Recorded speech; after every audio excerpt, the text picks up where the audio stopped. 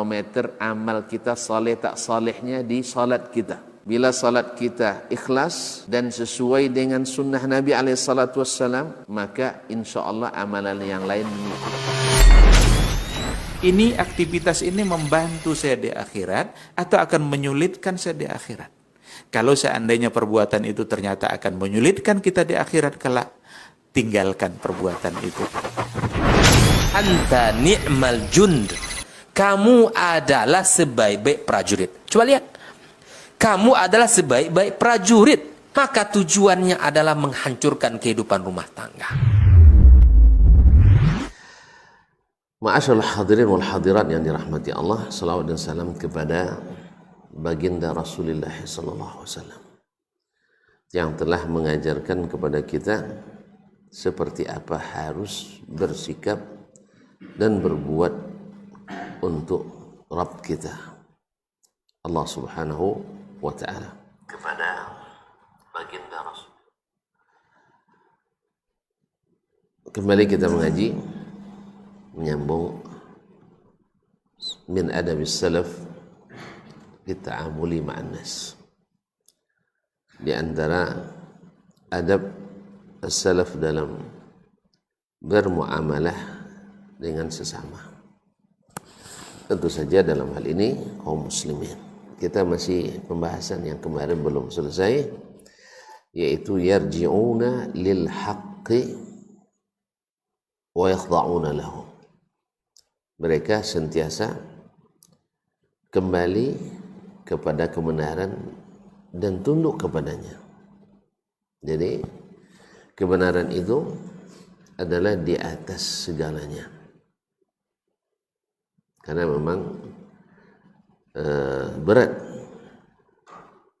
apalagi kita di posisi yang misalnya sudah terlanjur mengambil sebuah keputusan yang salah dan keliru,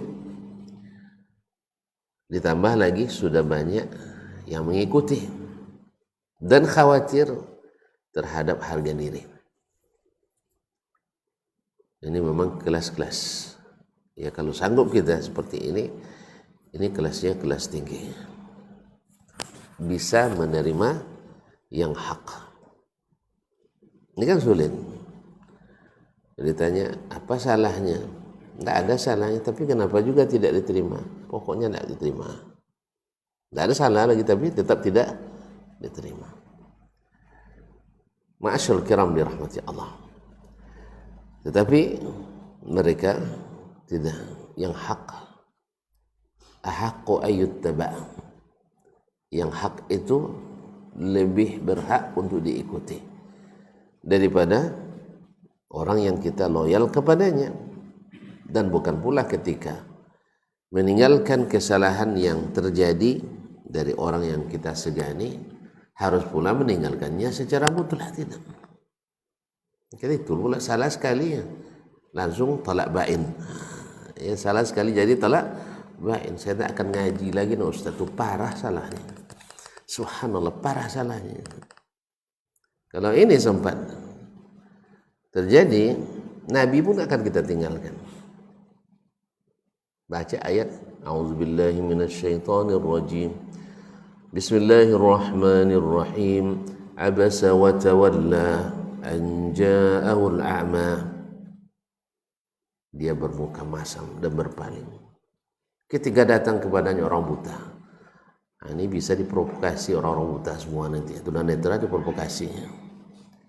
Ternyata kita tidak dilayani dalam agama ini, katanya. Ma'asyarul kiram dirahmati Allah. Berbeda dengan orang yang karenanya atau sebab turunnya hadis ayat ini. Setelah turun ayat itu justru semakin dekat dan ta'zim kepada Nabi sallallahu alaihi wasallam. Dan juga Nabi semakin sayang kepadanya. Ini orang gara-gara dia saya ditegur Allah dan dibaca sepanjang zaman. Kan dibaca sepanjang zaman tuh. Itulah Allah mengajarkan kepada kita bagaimana tunduk kepada yang hak itu. Dan membuktikan bahwa Nabi sallallahu alaihi wasallam memang maksum, setiap salah langsung diluruskan Allah Subhanahu wa taala. Makanya setelah beliau selesai, tidak ada lagi tambahan dalam agama ini, karena tidak ayat mereka meluruskan. Salah ustaz kita, siapa yang meluruskan? Turun wahyu, paling-paling wangsit yang turun. Ya, beda wahyu dengan wangsit.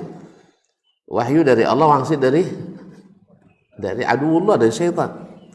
Oleh sebab itu jangan. Nah, kaum muslimin dan muslimat, Nabi kita maksum. Sehingga bila beliau salah, kan ini kan sikap, ini kan ijtihad sifatnya. Lalu Allah luruskan dengan ayat abasa wa tawalla. Sejak itu Nabi alaihissalatu wassalam tidak lagi melihat strata dari sisi arti. Jangan gara-gara orang ini besar, yang kecil itu diberpaling dan bermuka masam, enggak. Walaupun tetap saja Nabi menyuruh, karena perintah Allah menyuruh untuk mendudukkan orang sesuai posisinya. Masa datang presiden, bapak suruh dia duduk paling belakang, kan mungkin lah. Ada apa nanti ya protokolnya? Jelas ya? Betul nggak betul? Hah?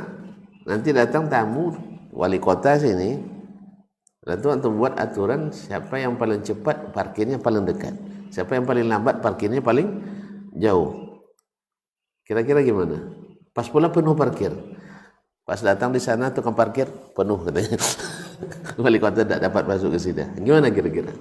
Nah, ini Nabi SAW di antara petunjuknya nanti ada bab laisa minna man lam yuwaqqir kabirana.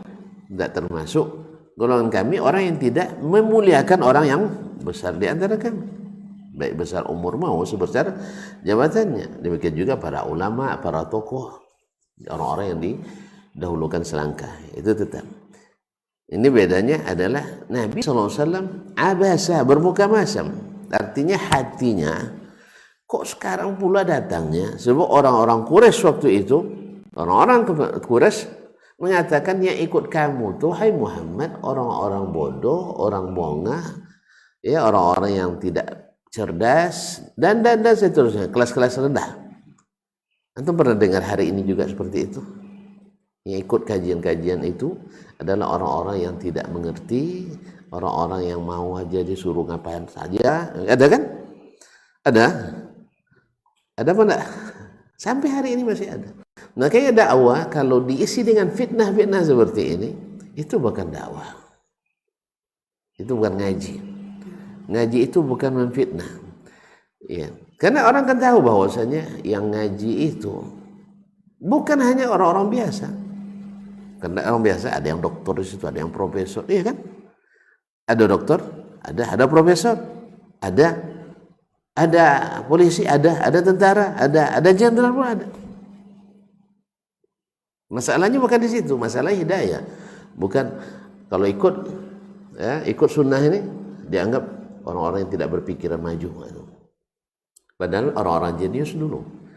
Kalau kita absen nanti banyak yang IQ di atas, IQ tinggi berapa? Saya tidak pernah ukur IQ, takut saya. Nanti ketahuan berapanya. Itu pernah ikut IQ? Hah? Kalau antum sudah berani ikut, saya tidak ikut juga. Karena kita beda-beda dikit kan. Kita kan beda-beda dikit. Kaum muslimin dan muslimat rahmatullah. Kalau tahu nilai antum tinggi, saya berani ikut. Nah, tapi kalau antum aja rendah nanti saya takut ikut ini. Baik kaum muslimin dan muslimat rahmatullah. Ini apa namanya? Kembali kepada kebenaran. Inilah perkataan Imam Harmalah ibn Yahya At-Tujibi rahimahullah, murid Imam Asy-Syafi'i di akhir-akhir kehidupannya di Mesir. Salah satu, bukan satu-satunya, salah satu, Harmalah ibn Yahya. Dia seorang faqih juga, sebagaimana gurunya seorang ahli fikih dan ahli hadis, dia juga ahli fikih dan ahli hadis. Dia mengatakan Asy-Syafi'iyyu habibun ilaina. Imam Asy-Syafi'i itu kami cintai. Kenapa tidak? Ya subhanallah. Kalau tuan-tuan mau nanti selesai kitab ini, kita baca Adabus Syafi'i. Adab Asy-Syafi'i. Nah, pernah baca kitabnya? Mau? Kalau mau kita baca kan nanti. Biar kita tahu bagaimana Imam Asy-Syafi'i rahimahullah. Nah, rahimahullah ta'ala. Kitabnya tidak begitu tebal lah. Mungkin 2 kali ini cuma. Tidak, kalau yang mau lagi, ada yang 2 jilid, 2 jilid besar-besar, mana tahu kurang itu sana. Tentang Manaqibus Syafi'i oleh Imam. Nah, tapi kalau tuntut masih kurang juga, enggak, maksudnya terlalu tebal. Kita ambil nanti bisa juga Manazil Al-A'immah Al-Arba'ah. Ya. Artinya bagaimana mereka mengajarkan kita bersikap ketika menghadapi masalah khilaf.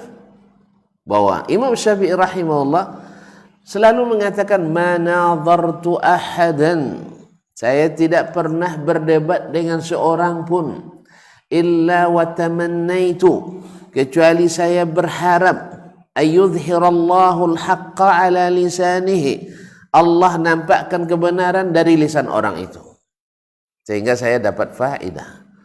Kalau kita enggak, manadhartu ahadan illa wa uhibbu an antasira alaihi ala hisabihi, saya tidak pernah berdebat dengan orang kecuali saya ingin jatuhkan dia. Beda, ruhnya beda. Makanya kalau kita berdebat habis itu macam mana Ustaz Dasman, tidak ada ngerti apapun, picik pikirannya, itu hasilnya nanti itu beda dengan mereka dulu.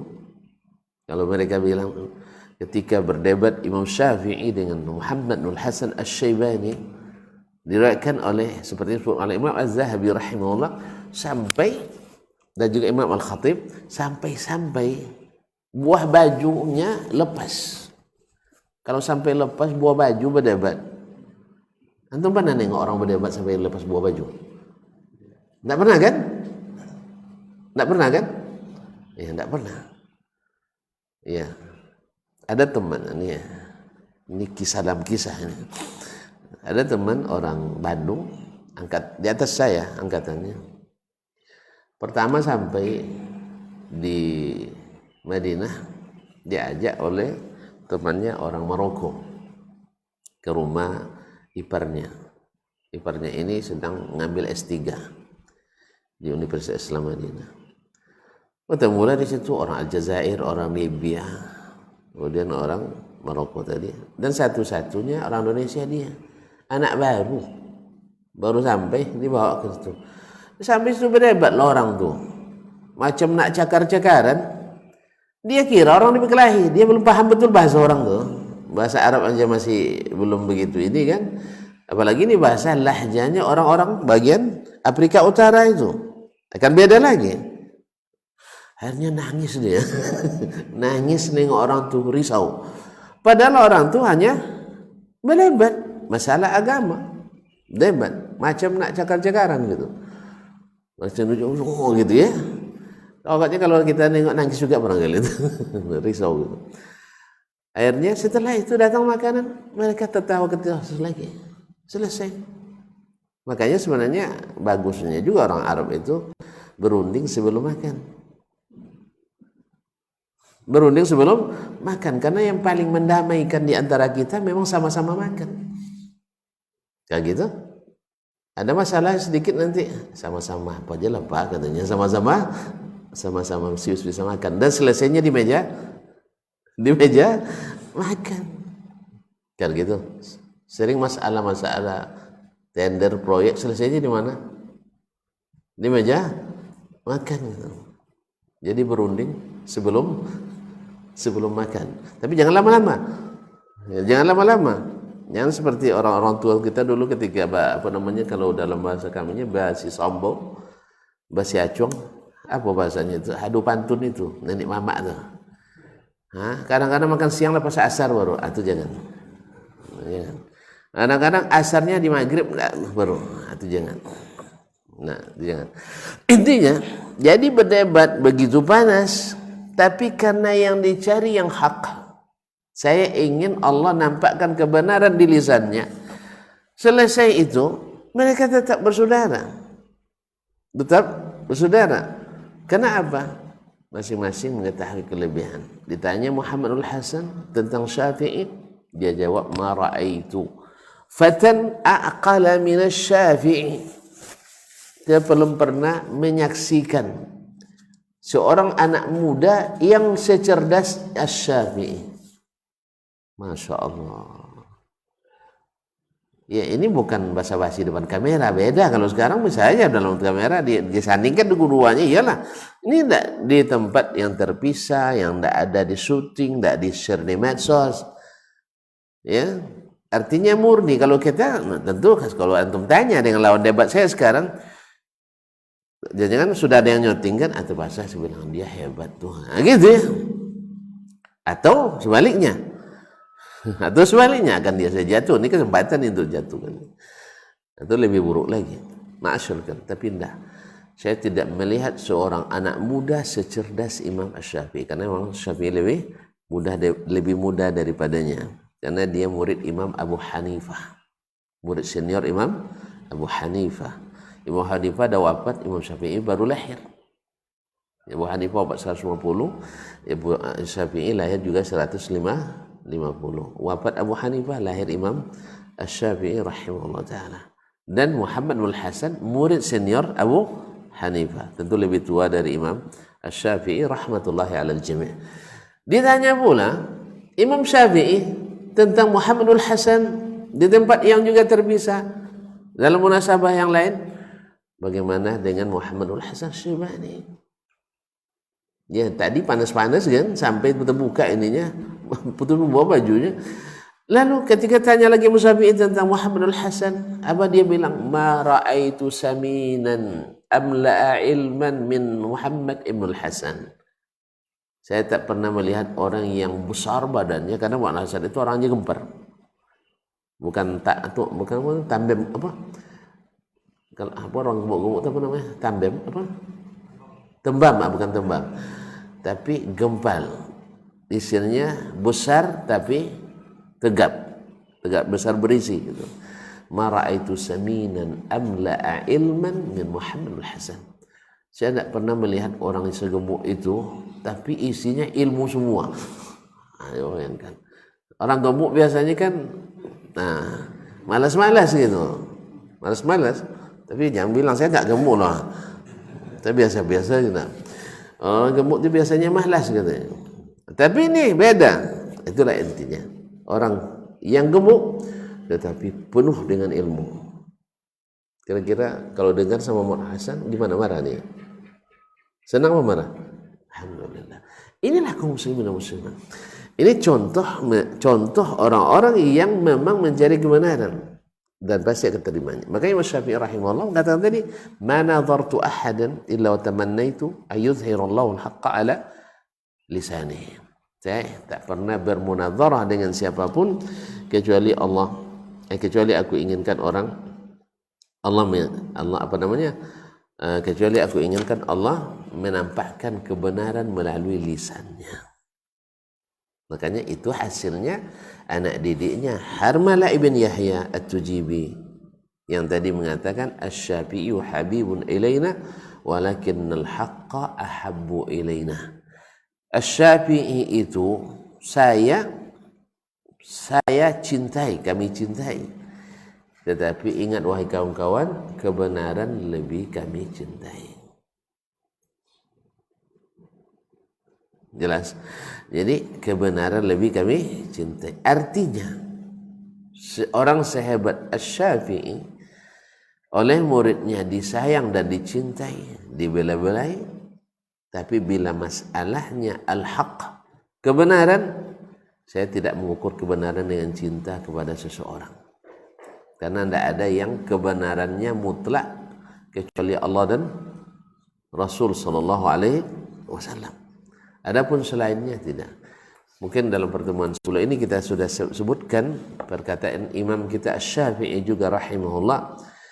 Dia mengatakan la a'lamu ahadan min ahli al-ilmi bis sunan yuhitu bi jami'is sunan. Saya tak mengenal seorang pun ulama sunnah yang menguasai seluruh sunnah. Masih ingat atau masih lupa? Saya tak mengetahui seorang pun ulama sunnah yang menguasai seluruh sunnah. Tidak ada.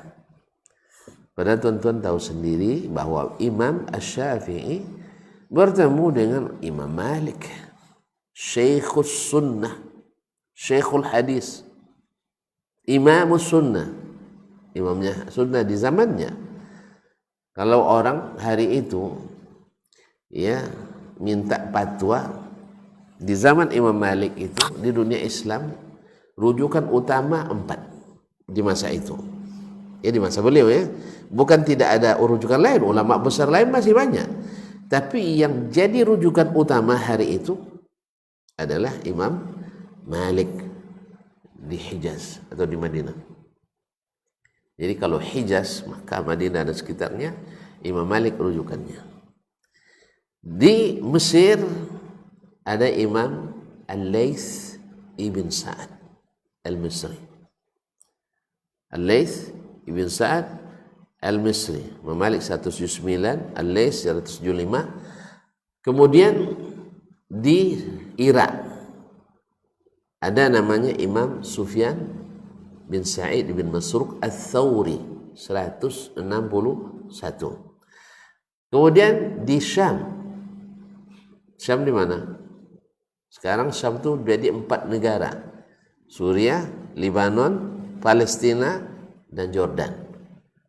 Itu dulu namanya Syam. Sekarang Syam juga namanya, tapi sudah dibagi wilayah-wilayah teritorial 4 negara sekarang. Nah, di situ dulu muftinya adalah Imam Abdurrahman ibn Amr, Abu Amr Al-Auza'i. Inilah rujukan utama dulu. Dari 4 ini yang punya mazhab Imam Malik saja. Imam Malik saja. Itu artinya bahwa bermazhab itu wajib. Hah?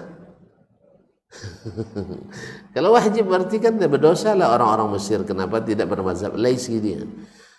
Ya, berdosa lah orang-orang Syam. Kenapa tidak mazhab Auza'i? Berdosa orang-orang Irak. Kenapa tidak bermazhab Thawri? Tidak ada mazhabnya. Orang Madinah tetap istiqamah karena ada mazhab Maliki. Berarti Madinah tetap. Antum tak mau ngakui Madinah hebat, akhi. Bukan saya, maksud saya antum salah paham. Madinah itu memang dijaga dan dipelihara oleh Allah SWT. Fitnah itu, aliran sesat itu, yang menurut saya ketahui tidak ada kelahiran Madinah. Ada orang nak buat yang sesat-sesat, lari dia dari Madinah. Untuk tak percaya nampaknya. Ya tunjukkan. Kasih hujjah. Ya saya nak tahu itu. Aliran sesat, alhamdulillah bukan kelahiran Madinah. Tahu sih? Ahmad nampaknya tidak setuju juga. Tapi Wahabi banyak di Madinah sekarang Ustaznya. Andainya Wahabi itu aliran sesat, juga bukan kelahiran Madinah, Najd katanya. Ya, taib. Ala kulli hal. Dia, ma'asyiral kiram dirahmati Allah, andainya aliran sesat tidak nyaman di Madinah itu. Allah buat dia tidak nyaman, li'anna al-Madinah tanfi khubthaha kama yanfil kiru khubthal hadid. Madinah itu membuang karat-karatnya seperti api membuang karat besi. Jadi akan tereliminasi langsung. Tidak ada tahan dia di Madinah itu. Panas dia. Allah cairkan dia seperti cairnya garam dalam air dan bertahan lama. Itulah istimewanya kota Nabi sallallahu alaihi wasallam. Sampai fitnah terbesar pun Al-Masihud Dajjal tidak sanggup masuk ke dalam, dijaga para malaikat. Oleh sebab itu beruntunglah antum kalau meninggal di Madinah. Tapi jangan bunuh diri di Madinah. Bukan itu salah pahamnya. Nabi katakan man arada ayyamuta bil madinati falyaf'al. Siapa yang ingin mati di Madinah dia lakukan. Pindah ke sana. Tidak mau pindah. Hah? Nah, malas pindah ya. Segar meninggalkan tanah air tercinta. Artinya apa? Oh muslimin dan muslimat, demikianlah Allah Subhanahu wa taala menjaga kota Madinah dan insyaallah sampai akhir masa. Sampai akhir masa. Dia tidak ada yang asli aliran sesat kelahiran Madinah. Kalau ada yang nak terbuat-buat, dia tidak nyaman dia di Madinah. Tidak nyaman dia Madinah. Wallahu musta'an. Kaum muslimin dan muslimat dirahmati Allah Subhanahu wa taala. Nah, kalau ada orang gerah dengan Madinah, ini perlu dipertanyakan itu. Ya, kalau dengar nama Madinah gerah dia, berarti ada masalah di hatinya. Karena tak mencintai Madinah kecuali orang beriman, dan tak membenci Madinah kecuali orang titik-titik. Antum teruskan sendiri. Kaum muslimin dan muslimat dirahmati Allah SWT. Jelas ya? Nah, semoga Allah jadikan kita orang yang mencintai Madinah dan penduduknya. Dan semoga Allah jaga kita dengan cinta ini, dengan iman dan ikut sunnah Nabi alaihissalatu wassalam. Nah, kembali kepada Imam Asy-Syafi'i tadi rahimahullah. Kembali kepada para a'immah ini, Imam Syafi'i katakan tidak saya temukan orang yang ahli dengan sunnah Nabi menguasai seluruh sunnah Nabi. Oleh sebab itu dia ajarkan kepada muridnya. Tahu tadi Harmalah ibn Yahya At-Tujibi dari Mesir. Sekarang berkata lagi Imam Al-Muzani rahimahullah yang banyak meriwayatkan kitab Imam Asy-Syafi'i seperti Ikhtilaful Hadis, Ahkamul Quran dan lain-lainnya. Dia riwayatkan langsung dari Imam Asy-Syafi'i. Dia bilang kafani fakhran an arwiya atau arwiya kutub Asy-Syafi'i. Cukup saya bahagia dan bangga karena saya meriwayatkan kitab Imam Asy-Syafi'i rahimahullah. Wa kafa Asy-Syafi'i fakhran ay yakuna Syafi'iyan. Syafi'i cukup bangga, harus bangga karena dia adalah Syafi'i. Artinya dia puji-puji gurunya. Lalu di ujung kata ma'a i'lamihim annahu naha an yuqallada. Atau kama qala Al-Muzani. Tapi tetap saya sampaikan kepada mereka, maksudnya murid-muridnya, kita di antaranya, bahwasanya Syafi'i melarang taklid buta kepadanya. Lalu di mana saudara-saudara yang mengatakan siapa yang tidak bermadzhab Syafi'i di Indonesia bukan ahli sunnah? Di mana dapatnya? Ini imamnya begini, pengikutnya seperti ini. Ya Pak? Hah? Imam Syafi'i melarang kita taklid kepadanya. Oleh sebab itu Imam Syafi'i tak pernah berniat bangun mazhab. Lalu kita hari ini mewajibkan ikut mazhab. Di mana kita dengan imam? Makanya kaum muslimin dan muslimat, ini juga membatalkan teori bila bertemu ini dengan ini itu fotokopi. Tidak bisa. Murid bukan fotokopi guru. Murid bukan fotokopi guru. Sebagaimana orang yang mengatakan bahwa Syafi'i itu mazhabnya akidah sama dengan Imam Al-Asy'ari.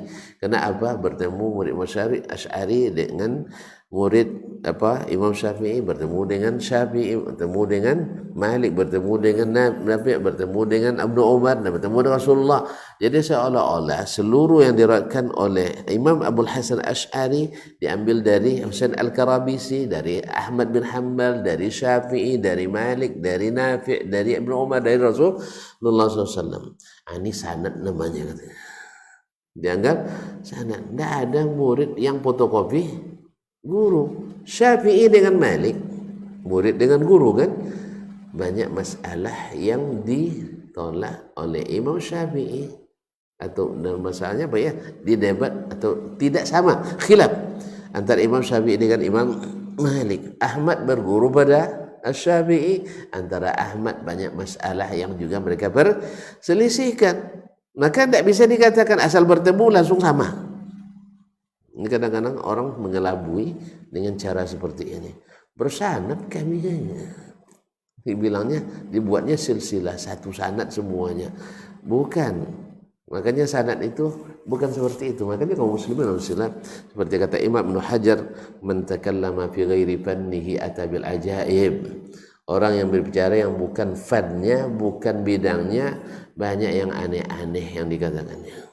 Banyak yang aneh dikatakan. Maka Imam Al-Buzani rahimahullah menasihati, ya, atau menyampaikan pesan Imam Asy-Syafi'i, jangan sampai taklid kepadanya. Apa artinya?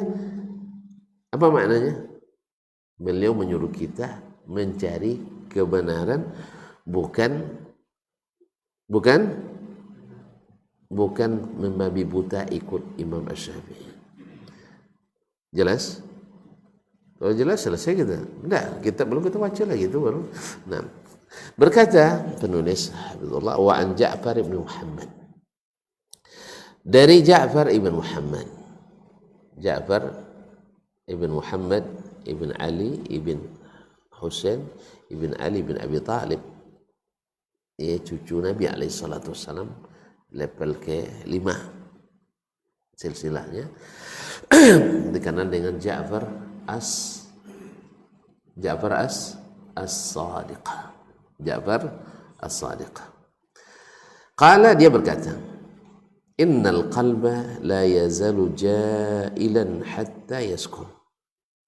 Hati ini, karena qalb sudah diartikan hati dalam bahasa Indonesia, sebenarnya jantung, ya, sebenarnya jantung hati ini, nah, biar amalah jantung hati.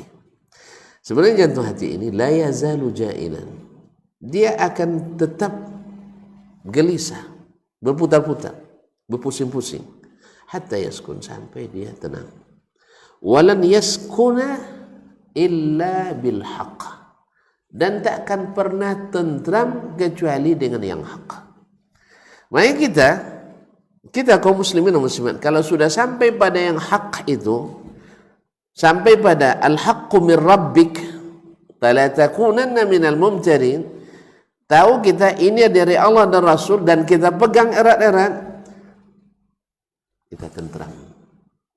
Sibuk pun orang di sana sini menfitnah, ya, mengatakan ini dengan dusta, dibilang picik, dibilang sempit, dibilang tak punya wawasan, dibilang bodoh, harus belajar lagi DTK dan sebagainya. Tidak pengaruh. Seperti persis kata Nabi SAW, la tazalu ta'ifatun min ummati qa'imin 'alal haqq la yadurruhum man khadalahum. Akan tetap ada segolongan dari umat ini tegak di atas kebenaran, tak peduli orang yang merendahkan mereka, tidak peduli, kita di atas hak. Jelas ya? Makanya kata Ja'far Muhammad tak akan tenang. Tapi beda dengan yang tidak di atas kebenaran, dia selalu dalam keraguan, sehingga selalu khawatir. Jangan salah-salahkan, jangan salah-salahkan. Kenapa? Dia tidak yakin dengan kebenarannya, tidak yakin. Karena memang orang yang tidak yakin, tidak berpegang pada yang hak, hati itu tak bisa didustai, kata para pujangga. Hati itu tak bisa dibohongi. Dia hati itu tidak akan tenang, seperti kata Ja'far Muhammad ini, sampai pada kebenaran. Sampai pada kebenaran. Tapi kalau antum tidak berjalan di atas yang hak, antum selalu dalam kekhawatiran. Ya, jangan-jangan. Kalau tidak, tapi kalau sudah sampai kepada hak, sebab jawabannya jelas. Jelas jawabannya. Antum ditanya apa misalnya? Kenapa antum tidak ikut misalnya, ya, kira-kira apa yang maksud tanya? Misalnya, kenapa tuan-tuan selesai salat tadi zikirnya kok sendiri-sendiri misalnya? Sendiri? Antum punya ilmunya? Enggak. Atau sendiri itu rame-rame tadi? Sendiri. Kenapa? Berarti kalau rame-rame tidak sunnah. Berarti tidak ada sunnah. Kaum muslimin dan muslimat. Kaum muslimin dan muslimat.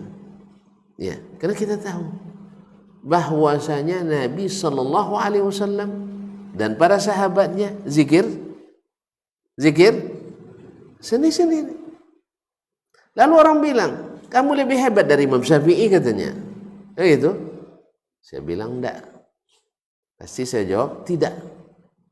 Tapi saya punya jawaban yang lebih telak lagi. Memang Imam Syafi'i lebih hebat dari Nabi? Ya enggak. Jelas? Jelas ya? Syafi'i kita cintai.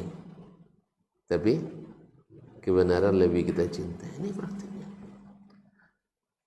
Nabi SAW selalu zikirnya sendiri.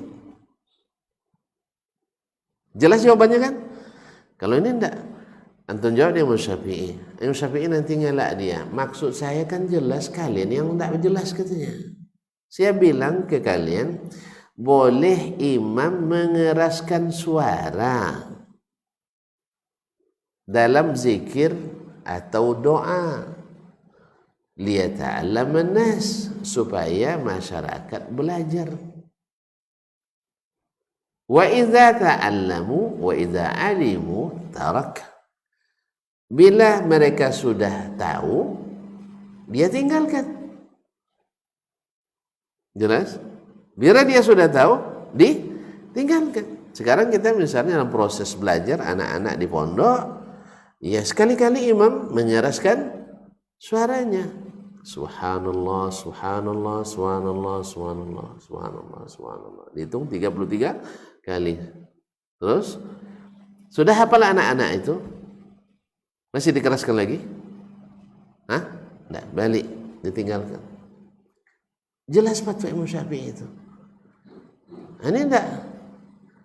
Ada orang datang, orang tua ke pondok. Ada teman kemarin di daerah lain. Ada yang datang orang tuanya ke pondok mengambil anaknya bawa pulang. Apa sebab? Di sini tidak zikir bersama Ustaz katanya. Tidak zikir bersama. Lalu jawab oleh ustaznya, Pak, anak-anak di sini hafal semua. Hafal semua. Makanya mereka zikir masing-masing. Masing-masing. Tapi tetap juga di bawah. Ini ajarannya. Akan lagi tentang lagi tudingan-tudingan ini ajarannya sesat, ini ajarannya Wahabi dan sebagainya.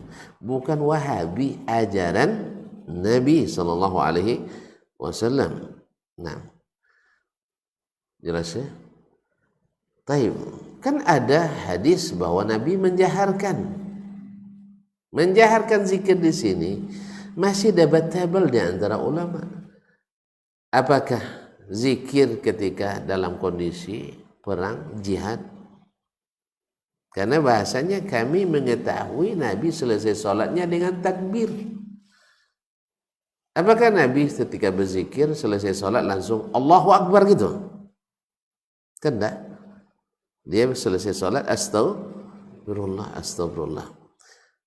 Tapi kata Ibnu Abbas dalam riwayatnya mendengar Nabi selesai sholat dengan takbir. Ala kulli hal, sebagian ulama memahami itu umum berlaku pada sholat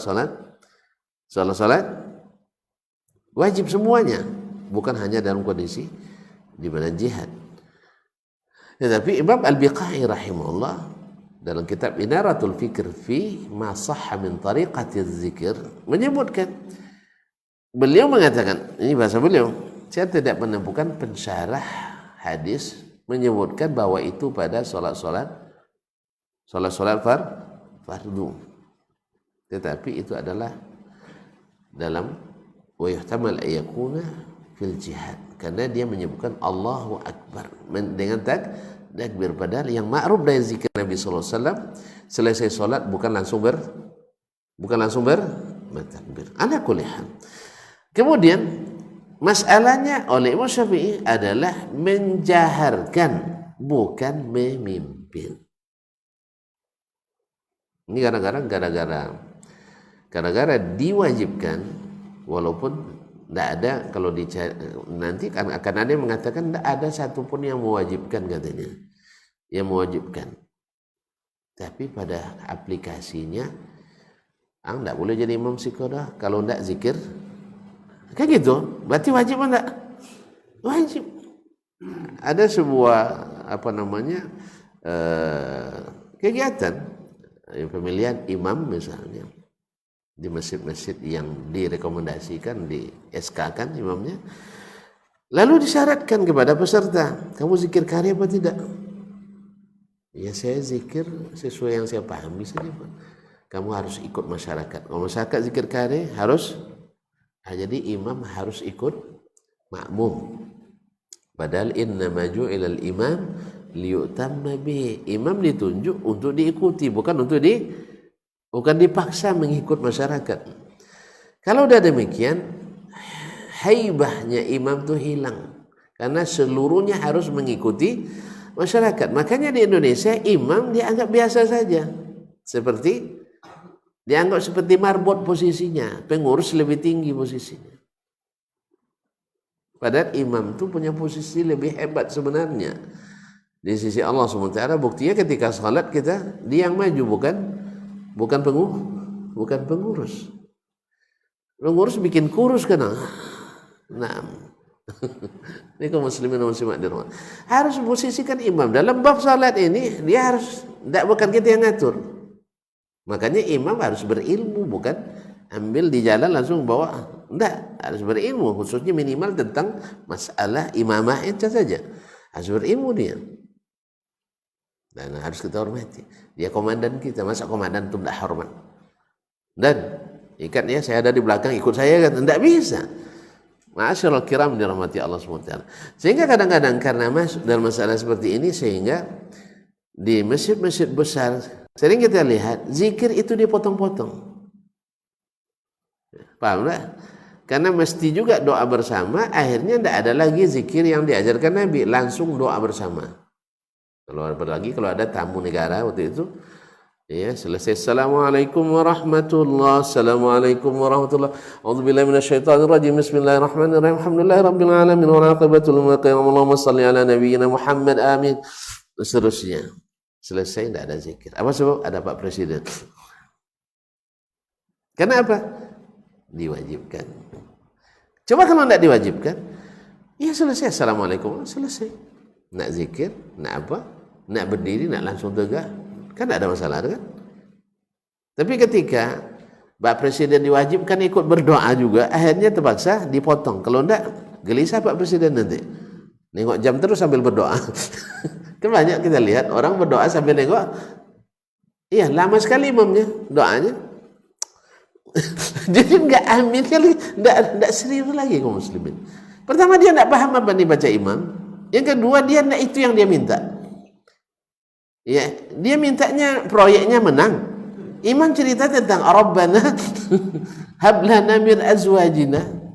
Enggak masuk doanya katanya.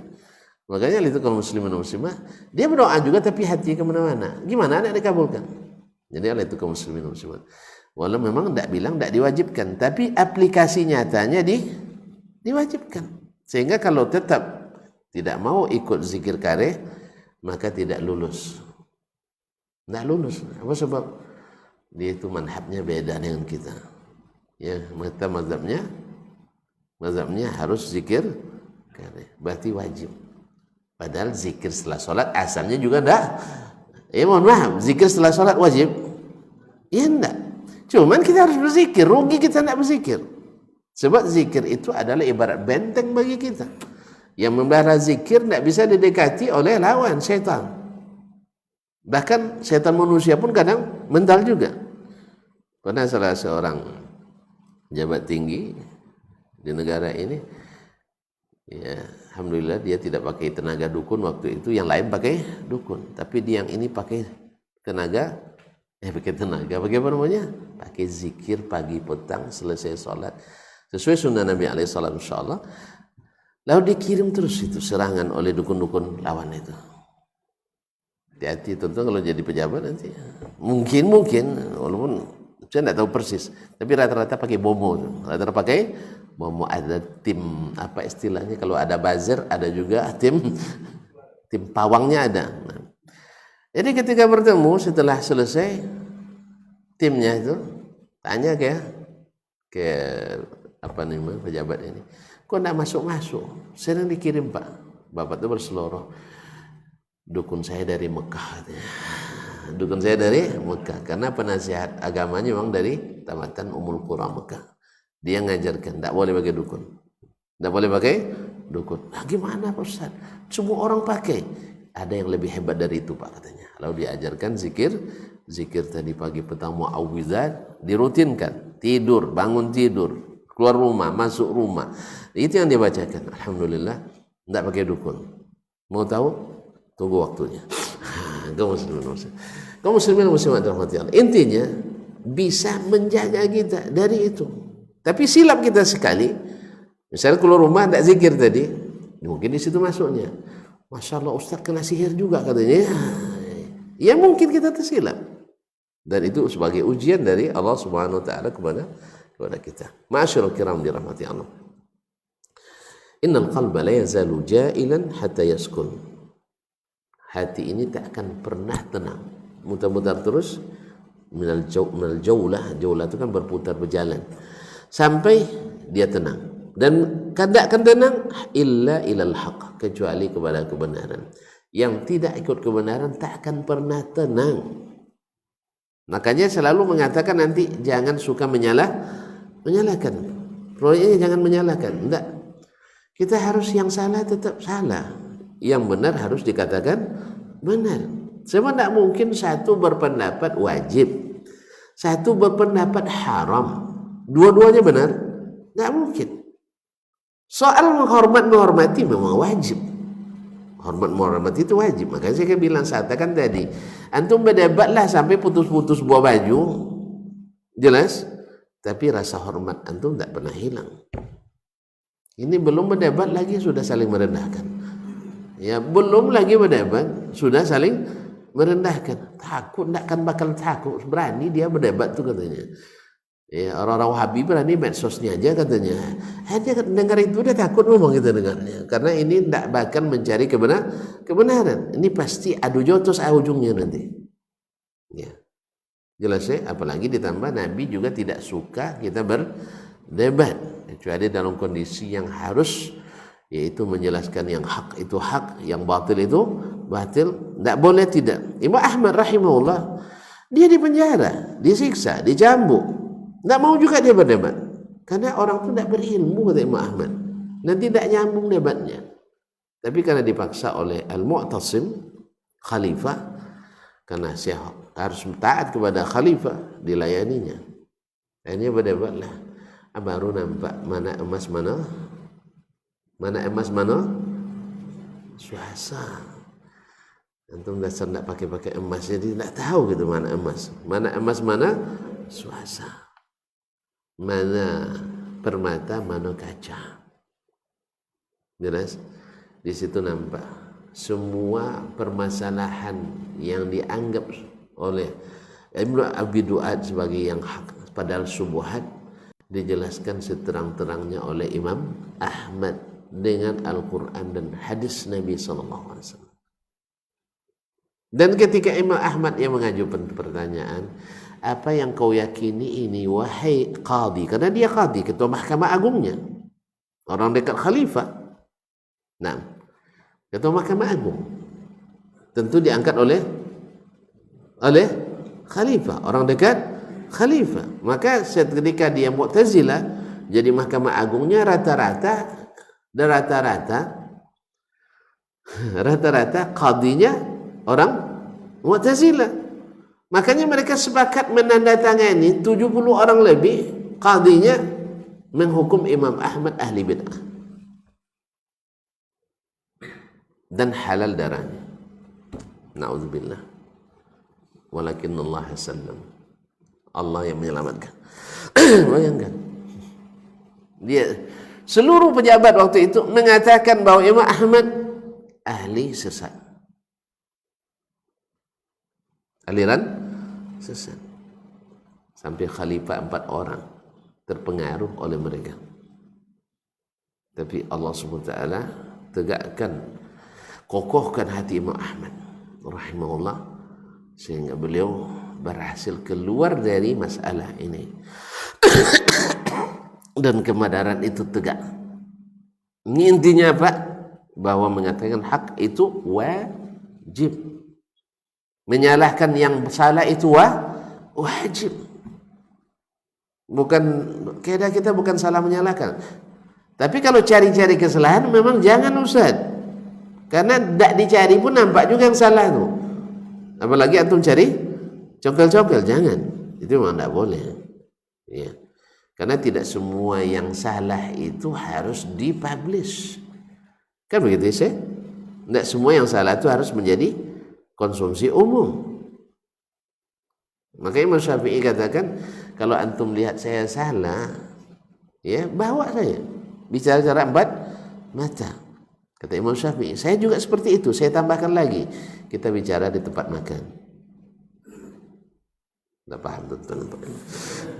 Kita bicara di tempat makan, sehingga kalau sudah panas-panas sekali, kita sejukkan dengan jus buah, jus mangga dan sebagainya. Jelas? Nah, kalau terlalu dingin nanti ada kopi panasnya. Jelas? Jadi ada pengikat nanti di antara kita. Kalau jujur antum cari kebenaran, antum tak akan berperang.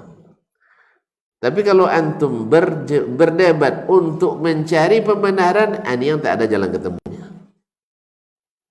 Baik pihak kita maupun pihak yang lain. Kalau jujur antum cari kebenaran, kalah di debat itu tidak rendah kita. Tulis saya katakan, Imam Syafi'i tadi katakan, saya ingin kebenaran nampak dari lisannya.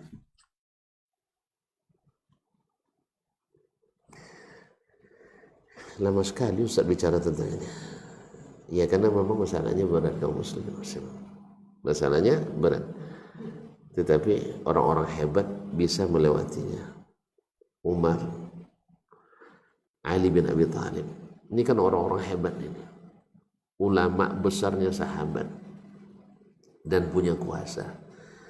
Tetapi ketika diberikan nasihat untuk mencabut yang batil atau kesalahannya, silapnya, mereka cepat kembali.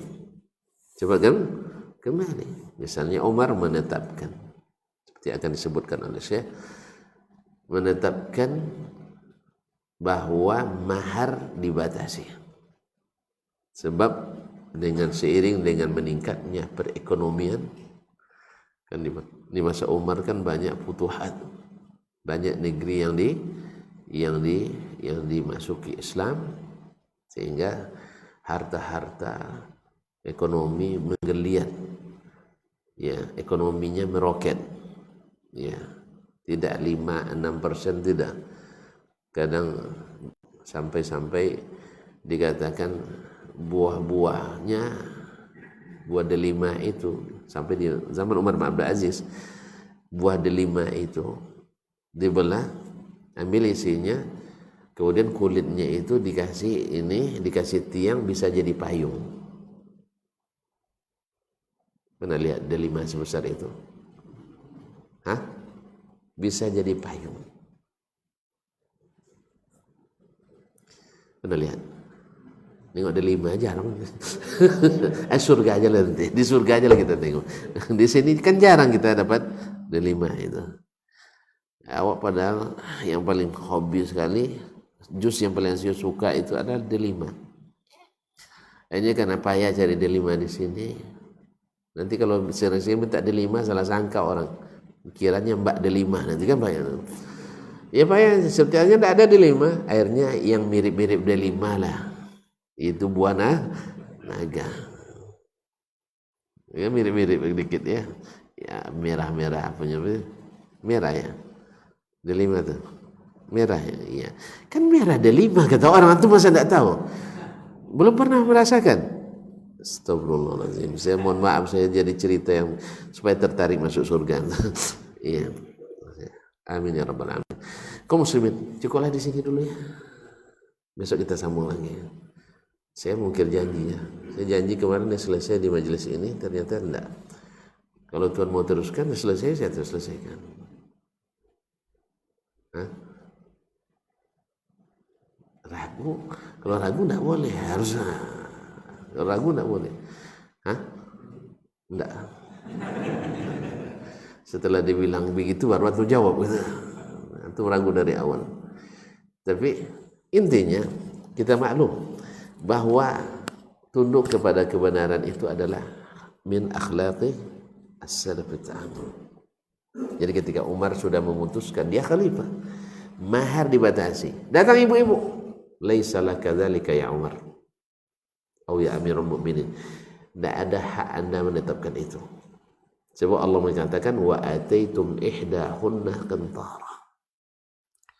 Padahal kalian memberi, salah seorang dari kalian memberi maharnya harta yang melimpah. Qintar itu harta yang banyak. Berarti Allah tidak membatasi. Umar radhiyallahu anhu mengatakan khasamatil mar'atu Umar fa khasamathu. Seorang wanita mendebat Umar, kalah Umar olehnya, maka dia cabut. Ya, dia debat dengan Al-Quranul Karim, dengan sunnah Nabi alaihissalatu wassalam. Allah tidak membatasi, Rasul tidak membatasi, tiba-tiba Umar nak membatasi. Nampak oleh Umar kebenarannya, betul. Umar kalau seandainya mau Umar mencari takhrijat al-fiqhiyah, mencari ilalul al-fiqhiyah, Umar pakai, bisa dia. Ya, min babi maqasid syar'iyyah, ya, bisa. Darul mafasid, muqaddam ala jalbil masalih, dan seterusnya. Kemudian Umar akan mengatakan bahwa mahar tinggi itu kan tidak wajib. Kalau tidak wajib, tidak apa-apa dibatasi, kan, dan sebagainya. Bukan tidak pandai Umar, tapi tidak. Ini kebenaran yang terang benderang. Sehingga sampai hari ini tidak ada pembatasan mahar dalam syariat. Kalau sempat Umar tetapkan, waduh, dibatasi. Cuma dibatasinya 400 dirham. Bagi kita masih di bawah ambang batas, masih. Kita masih posisi aman. Ibarat kolesterol 100 berapa sih? 110, kita 110 ya. Kita masih di ambang 520 masih. Jadi aman. Jelas ya? Nah, masih aman. Seperangkat alat salat. Ini punya imbas yang kurang baik juga bagi anak-anak gadis kita. Apa sebab? Karena mereka maharnya seperangkat alat salat, sehingga pakaiannya tidak cukup untuk salat. Paham? Sehingga pakaiannya tidak cukup untuk salat. Makanya banyak jilbabnya masih jilbab basa-basi. Diterbangkan angin nampak dadanya atau lehernya. Masih banyak jilbab bunuh diri. Ya, katanya panas, tetapi diikatkan di sini, masuk pula dalam baju ke dalam. Katanya jilbab itu panas katanya. Yang panas bukan jilbabnya, hatinya panas. Sehingga Indonesia ini terkenal sampai ke Perancis, sampai ke Timur Tengah. Paling kreasi bikin jilbab. Kabarnya jilbab Indonesia ini lebih dari 60 fashion. Ya, andainya apa bisa dimasuk di catwalknya di Paris ya. Kalau masih untuk itu di style, berarti jilbabnya belum style syar'i. Ma'asyarul kiram dirahmati Allah. Jadi oleh sebab itu seperangkat alat salat ini, sehingga nunggu nikah dulu baru pakaiannya. Ustaz ya, ini saya sampaikan ke depan-depan mahasiswa-mahasiswi dulu waktu di UIN. Kenapa seperangkat alat salat? Karena anak-anak gadis kita belum punya pakaian yang cukup untuk salat. Itu tanda jadi akui. Buktinya memang mereka kalau pergi salat bawa seperangkat alat salat. Karena pakaian enggak. Padahal pakaian wanita itu, ya, yang syar'i itu, dimanapun dia bisa sholat dengan pakaian itu. Seperti kita juga, pakaian kita yang syar'i, dimanapun kita berada bisa dipakai untuk sholat. Tidak isbal, karena memang sholat tak boleh isbal. Berarti pakai sarung, silakan, karena asli orang kita dulu pakai sarung. Ya. Tapi sarung bukan disandang di bahu. Seperti kalau daerah dingin-dingin, seperti di Solo banyak sarung di bahu. Jadi Ahmad dibilang sahur orang di sini di bahu sudah, iya karena dingin tuh. Dan boleh pakai nak celana panjang silakan, nak pakai jubah tidak apa-apa juga, dan sebagainya. Pokoknya sebagaimana laki-laki pakaian resmi dan syar'inya dimanapun dia berada biar dipakai salat.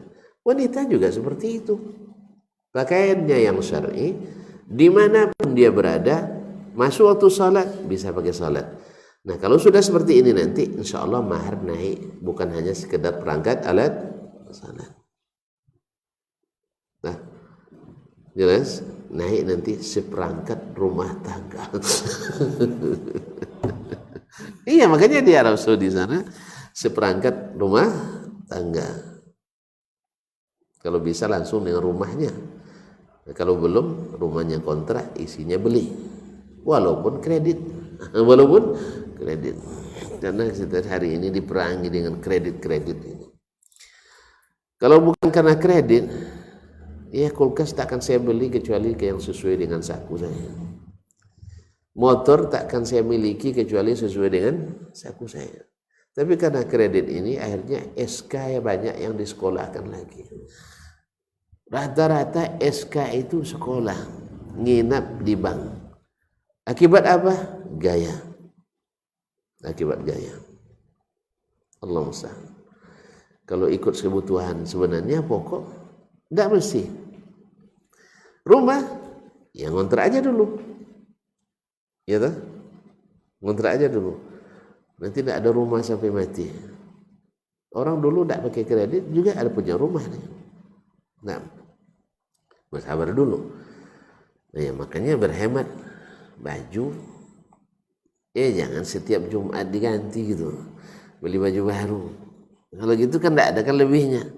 Makan jangan selalu yang mewah-mewah. Makan aja yang ada, dan jangan makan beli yang berlebih. Sekarang enggak. Rumah kita penuh dengan sisa-sisa makanan.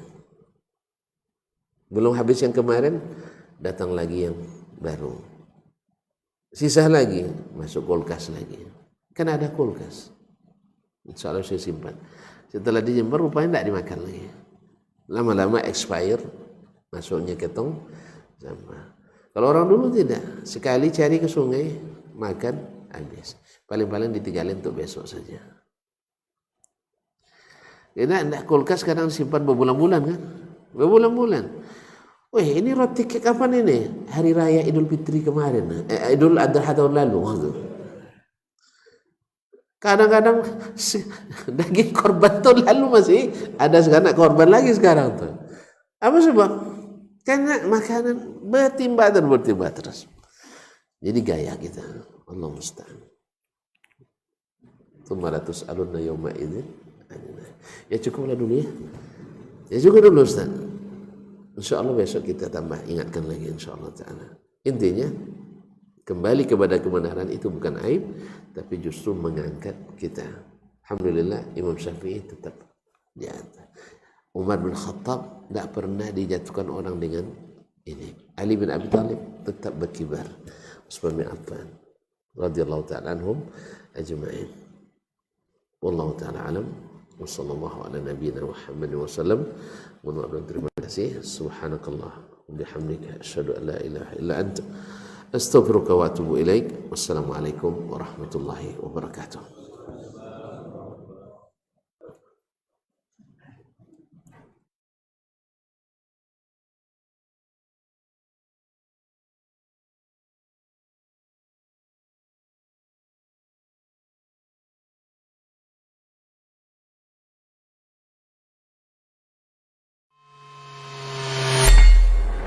Di para sahabat itu, kaum muslimin, yang terbayang bagi mereka itu adalah infak. Yang terbayang bagi mereka adalah sebuah kebahagiaan, keselamatan di akhirat yang kekal dan abadi di sisi Allah tabaraka wa taala. Semua kita boleh klaim sekarang. Kamu cinta Nabi? Cinta Ustaz. Cinta Nabi? Cinta Ustaz. Termasuk saya. Cinta Nabi? Cinta. Kapan tahunya? Besok. di akhirat. Maka apa kata Nabi sallallahu alaihi wasallam? Amalur rajuli biyadihi. Penghasilan yang terbaik adalah pekerjaan yang dilakukan oleh seseorang dengan tangannya sendiri. Wa kullu bai'in mabrur. Dan setiap jual beli yang mabrur. Ini aktivitas ini membantu saya di akhirat atau akan menyulitkan saya di akhirat? Kalau seandainya perbuatan itu ternyata akan menyulitkan kita di akhirat kelak, tinggalkan perbuatan itu.